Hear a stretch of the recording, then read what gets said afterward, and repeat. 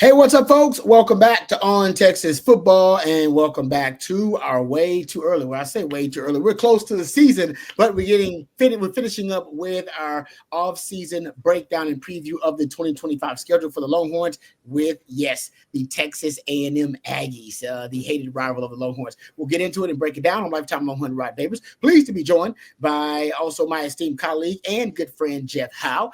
This breakdown and preview brought to you by good friends at Hargrove Roofing, hargroveroofing.com. We'll give you some more information and a message from our good friends at Hargrove Roofing a little bit later on in this program. But Jeff, Texas versus Texas A&M last year, rekindling that rivalry for the first time in a decade plus. And it was actually a thrilling game. I mean, actually, it probably shouldn't have been, and it probably wasn't as close as the score would indicate if you were watching the game, but ended up being at least some thrilling drama in that game between Texas and Texas A&M. Let's talk about the Aggies. The Aggies ended up being 8-5. They come that November stretch of games. You know, I'm not going to hate on the Aggies, or some would say they always Aggie it up, and they did that last year. They had a lot of momentum going into November, and I think ended up being 1-4. Once November started after that. But Marcel Reed is the starting quarterback, and a lot of people believe, including myself, that there is a wide range of outcomes here for the Aggies potentially next season, and most of that depends on how Marcel Reed performs in this offense with Colin Klein as the offensive coordinator, second year together in that system, now him as the undisputed starting quarterback, and a team that returns a lot on the offensive line, in the backfield. Got a lot of weapons they brought in via the transfer portal for Marcel Reed. So let's start with offense, because I think that's where a lot of Aggies are very optimistic. Let me start with this, Rod. Before last November, I had never been to a game at Kyle Field, ever. Ooh, didn't know that. I don't know if I can go back, because I don't think any atmosphere will top the one that Texas and Texas A&M played in last year. It was every bit as electric as I had envisioned it would be. We talked for years about, what would it be like if it came back? It's going to come back at some point. The money's going to be too big, and it turns out it was that SEC ESPN money that brought Texas and Texas A&M back together. As far as the A&M offense go, and I asked you this earlier this week on a live stream. I'll ask you again, Rod. Is A&M further along, or maybe another way to look at that would be, would your outlook on the Aggies be different if last season, kind of like the third of the way through the year, when Connor Wigman got hurt and Marcel Reed took over, if they had just stuck with Marcel Reed and just ridden it out with Marcel Reed the whole year, would they be further along right now than going to Marcel Reed and then going back to Connor Wigman, ultimately to have to go back to Marcel Reed? I just feel like for the development and the growth of a quarterback, I just feel like the in and out thing, playing or not, I don't think that does any young quarterback good. No, trust me, I lived it with the Sims Applewhite thing, right? It does not help the confidence of a quarterback, and most of them have, at that point in their careers, very fragile egos and psyches. So I agree with you 100%. I just think that, ultimately, I always say that the picking a quarterback is like picking a significant other. The woman you marry isn't the hottest woman you ever dated. She was the one that was right for you. And what was Connor Wigman, like a 5-star, whatever, 5-star quarterback, right? I mean, and so I think the vision was that, no, we gonna have this bombshell of a dime piece quarterback coming in. It's gonna take over our program. And not that Marcel Reed's not a good quarterback, but like I said, the woman or man that you marry is not always about the hottest person that you ever dated. It's the one that's right for your program at that time. And I think Marcel Reed was just right for what Texas A&M wanted to do. It's Colin Klein's offense, so we talked about that. The ability to be able to improvise and make plays out of nothing. I think Marcel Reed did that a little bit better. Nothing against Connor Wigman. I think he's going to U of H, if I'm not mistaken. Different offense. I think he may be better. I think a lot of people believe that Marcel Reed was more compatible with that Colin Klein offense. And I think that turned out to be the case. So I think, and also, I think they had to exhaust the Connor Wigman option. CJ brought this up too, and we talked about it. When you're these days in NIL, we don't know what you're investing in quarterbacks, but it's a lot. and there's a tier, and it's like, hey, you better make sure that the guy that we're investing a lot in is not going to work out for you just as coach decide, now I'm moving on because there are other things at play there. So, but I'm with you. I think you're right that if Marshall Reed would just got, because he was 4-4 as a starter. Mm-hmm. And those 4 wins came against, I think, teams that ended up being a combined like 25-26, and the losses were teams that were 34-20. So, he beat some good teams, but most of the time he was losing to those good teams, Texas being one of them. The concern with Marshall Reed is that can he evolve as a passer from the pocket? Last year, just a Pro Football Focus passing grade for him under pressure was 4th lowest in the Power 4. His passing grade overall was 9th lowest. I mean, he as a passer, he must improve exponentially. Getting him weapons like Concepcion from North Carolina State out of the portal, that will help him. Amari Niblack at tight end. Supposedly that will help him as a young quarterback. But if he does not improve and become more sophisticated as a passer from the pocket, I fear that this offense, which I think is going to be, honestly, the truth is, how about this? Is it going to be the best rushing offense Texas faces all year? I was just thinking that because you look again, I feel like we can say this about A&M every year, like in perpetuity. When you look at the pieces that they've got in the run game, Le'Veon Moss coming back off the injury. Ruben Owens is back off his injury. You look up front, Armaj Reed Adams is an NFL prospect in the offensive line. Chase Basantis is a preseason All-SEC guy. So is Trey Zune's a preseason All-SEC guy. Like, man, they should be able to move the football on the ground. Yep. Will they, though? And to what level? They'll be able to run the football, but to what level? I think, honestly, Rod, probably, if you're asking me my honest opinion, going into the year, I think Texas A&M and Florida probably are the 2 best run games in the SEC. I like that. I like, honestly, Jeff, you read my mind. I was thinking, I was like, who are the top run games they're going to face? Just anticipating. And I had Texas A&M and Florida up there. Yeah.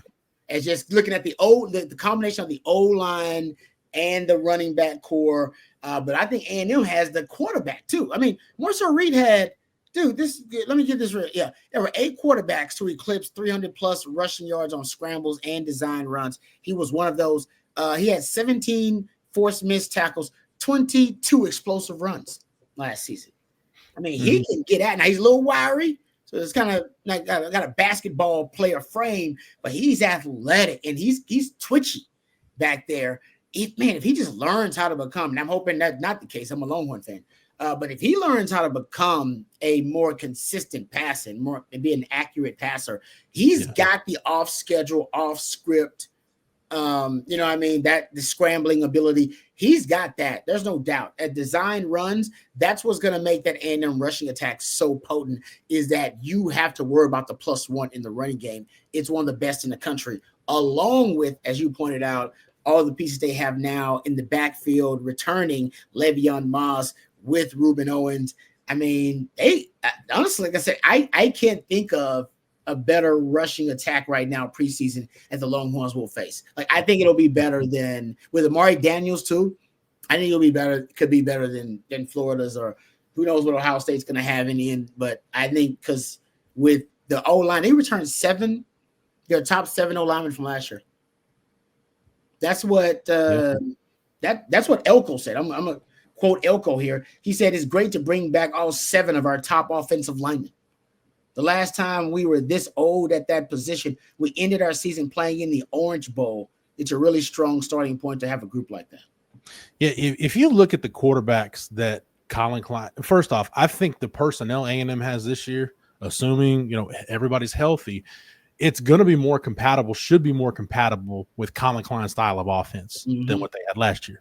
The other part of that is Marcel Reed's a little bit different than some of the quarterbacks. If you think about Colin Klein's time at K-State as a quarterbacks coach and as the offensive coordinator, whether you're talking about Skylar Thompson, Will Howard, Adrian Martinez, kind of thicker body type guys. Marcel Reed's a little more wiry. Yeah. So I think part of that too is Colin Klein trying to figure out, maybe you probably need to adjust your run game. It's probably not going to be as much quarterback power or quarterback counter like he had with some of those other guys, your quarterback running game is probably going to be honestly more read option where you can manipulate things at the mesh point and give him that option. That's why they call it the option.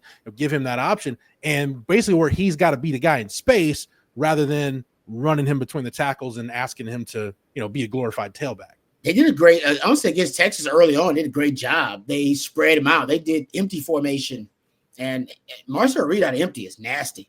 He's twitchy. He can run. You better put a spy on him. But even a spy out of empty, you're basically in an open field situation, and he can make some plays. And he did actually early on throwing the football against Texas. I think that's something with a guy like Concepcion being added to the mix. Mario Craver is another transfer weapon they added from Mississippi State last year at 17 for 368 and 3 touchdowns. He's actually a guy that's going to be an upgrade for them. That may be something they break out again against Texas because they had success with it early on. But like I said, I'm with you. I think the running game is going to be great for them. That's going to be the identity of the offense. The question is, when it comes to vertical shots downfield in the vertical passing game, can Concepcion and Mario Craver, also Amari Nyblack, throw it in there too because he's added as a tight end, can they be enough to improve the vertical passing element for Marcel Reed?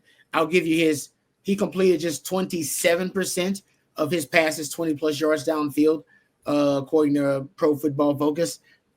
That number's got to go up with a guy like Concepcion, with Mario Craver. If they can have a running game with the threat of vertical shots every now and then, they'll keep that defense from being able to creep down into that box. But if I am Texas or anybody else playing A&M, you got to prove it to me, Marcel Reed. So that run game, it's going to be, I think it's going to be a force for the Aggies. But we're going to come down and we're going to put 8 on it. Until you can prove to me you can actually make those vertical throws downfield outside the numbers, until you can prove you can make NFL throws, I'm going to force you to make NFL throws. That's what I do to beat the Aggies. And that's the difference between A&M and kind of breaking through that glass ceiling and competing for an SEC championship. I know they competed for it before. I'm talking getting to Atlanta and potentially winning one. If that's your style of play, and I do feel like there is, I'm not going to say a hard ceiling, but there is a ceiling on this style of play, Rod. Basically what Texas A&M is trying to do, they're trying to be kind of the penthouse version of Chris Kleiman K-State football. Like when you think about how Kansas State under Chris Kleiman and Bill Snyder, how they've won games for like the last 30 years, they want to play really good defense. They want to control the clock. They want to be really good on special teams and kind of be in it and hope they can be in a position to make a few plays at the end. The problem with that is, and to your point, where it ties back into me, and this is my big concern with the Aggies, if they get down, is this offense built to help them dig out of a 7, 10, 13, 14-point deficit? Right now, I don't have the confidence to say that it is. No, it's not, because K-State wasn't built like that either. Right. For the most part, to your point, I agree with you. Those great K-State teams, they weren't built like that. Different iterations of with different head coaches didn't matter. So I think you're right about that. All right, so that's the offense. And by the way, they return 6th most production in the FBS on offense, 70%. On defense, they return also 70+% production on defense. And I think, honestly, if you're going to start on the defensive side of the ball, you got to start with Torian York. He's kind of he is the heart and soul of that defense. Hell of a player. He, in the last 2 years, he's had 59 run stops, 122 plays where he's made first contact with the ball carrier. That is the 4th most, I believe, in that time span for returning players in 2025. 34 QB pressures since 2023 as well. I mean, his grandparents are Aggies, so he's deep entrenched in it as well. So, I mean, he's been a team captain since he was a sophomore. You start talking about the Aggie defense, he's as close as you can get, to some of those guys that could have played on some of those wrecking crew defenses, man. He's a dude, one of the top linebackers in the country, probably a top 5 linebacker in the country.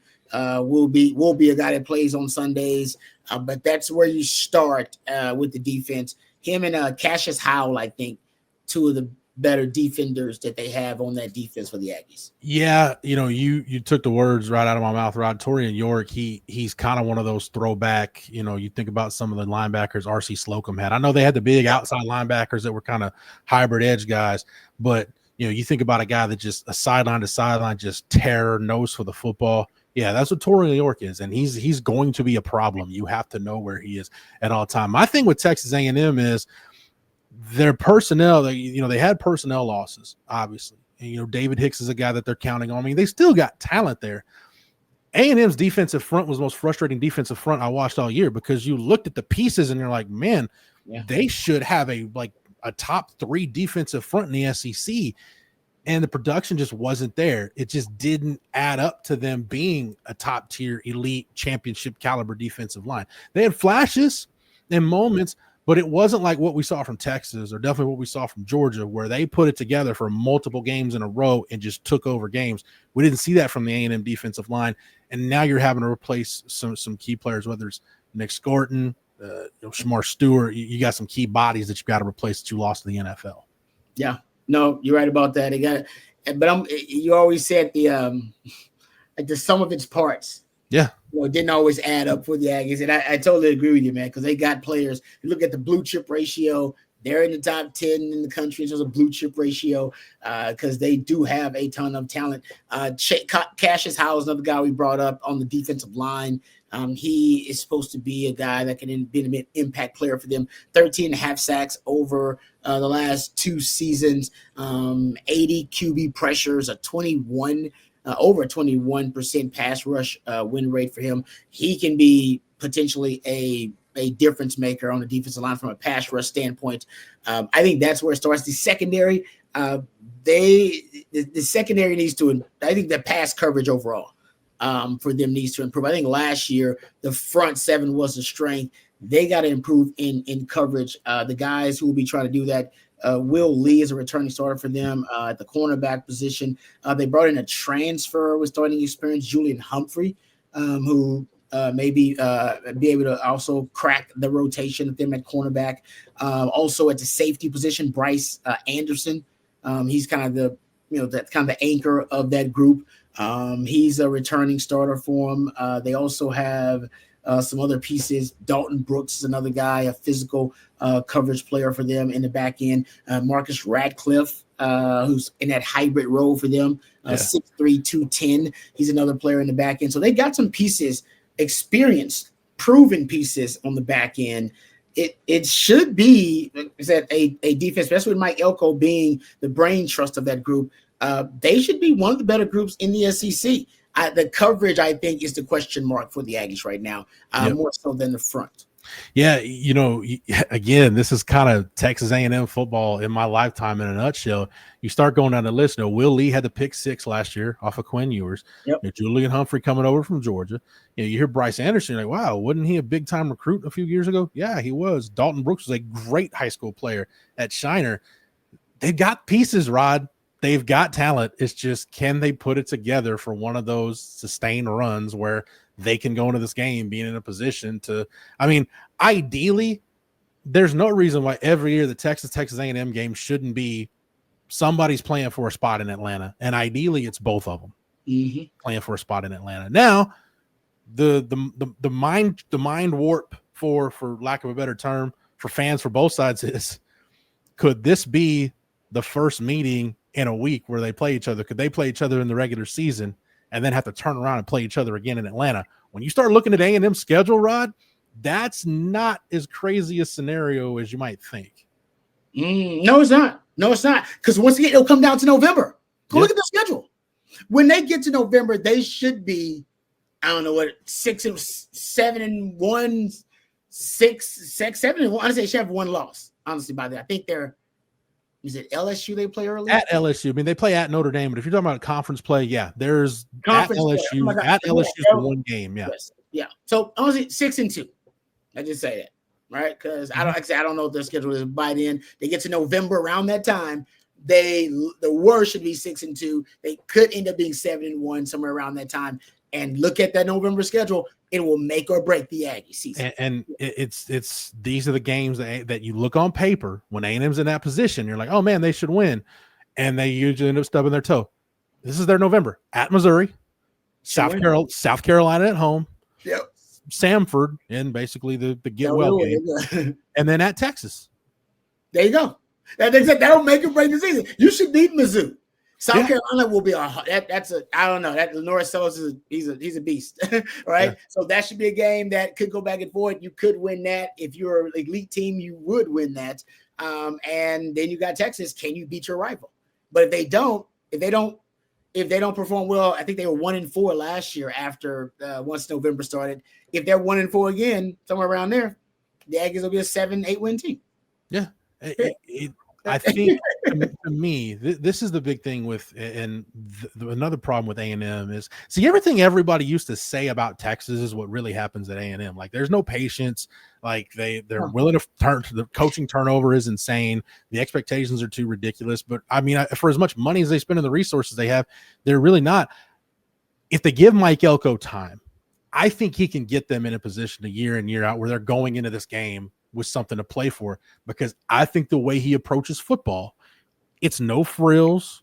There's no bells and whistles. It's just straight up. We want to play great defense. We want to run the football. We want to play with a physical edge, be there in the fourth quarter, and maybe we can make a play or two. Like I said, it's the penthouse version of old school K-State's football is what Mike Elko is trying to play. That's what A&M needs to be, Rod. Like, that's, to me, culturally, that's what they've been missing. They've tried to do it in multiple different ways. If they just get back to, like, oh, it might sound boring, but you know what? R.C. Slocum won a lot of games running the football, playing great defense, and having really good special teams. Yep. So Jackie Sherrill won a lot of games running the football, playing really good defense, and having great special teams. So if that's Mike Elko's formula, it can work. Will they give him enough time? Will they be patient enough to let it play out, though? I mean, that was the secret to the Purple Kryptonite. The secret to the Purple Kryptonite was Texas was the flashy brand, and K-State was the no-nonsense blue-collar brand. Mm-hmm. And it's like it did not match up well for Texas against that kind of blue-collar, old-school work ethic. Now, Texas is a different program now under Sark, but I get your point. The identity of the program. Let them forge an identity, because it's been a while. Honestly, the Wrecking Crew, Manziel was the last time you had an identity with that program. Yeah, and that was just it was wrapped up in one player, you know. Exactly, and that's not, you know, that's obviously that's something that's not sustainable. Mm-hmm. Right? You have an identity. The Wrecking Crew, that was a true identity as a program, and I think that's what the Aggies are only thing they're really lacking. Because if they get that, that will show they have found the culture, and it'll be the right coach, and maybe that is Elko for them. Big topic of conversation that we don't have the time for right now. All right, let's thank our good friends over how to save the Aggie program. Welcome to our 3-hour podcast and try to figure out how to do it. Let's thank our friends over at Hardgrove Roofing for all their support and for sponsoring our way too early breakdown of Texas versus Texas A&M. Hardgrove Roofing offices all over Texas, Louisiana, and Arkansas. We appreciate our friends at Hardgrove Roofing very much. If you're looking for a roof inspection, they leave it to the professionals. Matter of fact, they're offering a free roof inspection if you reach out right now, 512-645-3202, hardgroveroofing.com. Know who's on your roof with our friends at Hardgrove Roofing, the most pro burnt orange roofing company out there. They have collaborations and partnerships with lifetime Longhorns like my man Stevie Lee, who joins us on the winning drive, my former teammate, each and every Monday. So we appreciate him, appreciate Hardgrove Roofing as well. Reach out to them today at hardgroveroofing.com. All right, thank you, Jeff, for helping us break down these Aggies. Thank you to Matthew behind the scenes, for Jeff and for Matthew and for Hardgrove Roofing. I'm lifetime Longhorn Rod Babers. Until next time, hook 'em on.